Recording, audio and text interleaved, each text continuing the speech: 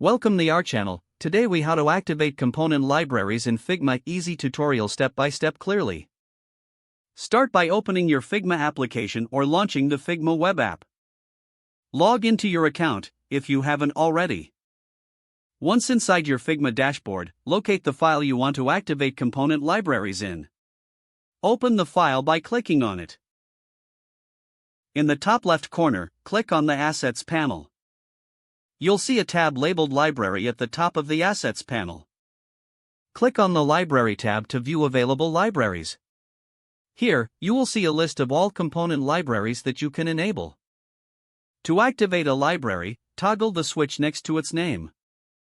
If the library you want isn't listed, you can add it by clicking on the Add Library button. In the pop-up menu, search for the library you want to include. Select the library from the list and click the Add button. Once you've enabled the desired library, close the library menu. Now, return to your canvas by clicking on the canvas area. To use components from the activated library, go back to the Assets panel. You'll now see the components categorized based on the library you activated.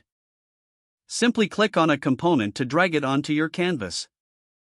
Feel free to customize it as needed within your design.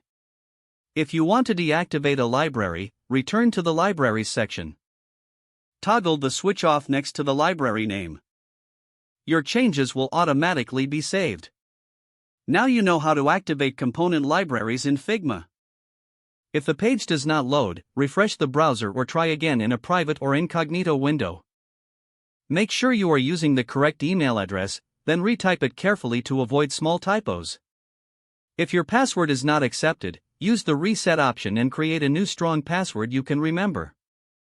Check your spam folder for verification or security emails, then complete any requested confirmation steps. Enable two-factor authentication if available to improve account security and reduce unauthorized access risk. After signing in, review your profile details so your contact information and settings are accurate and current.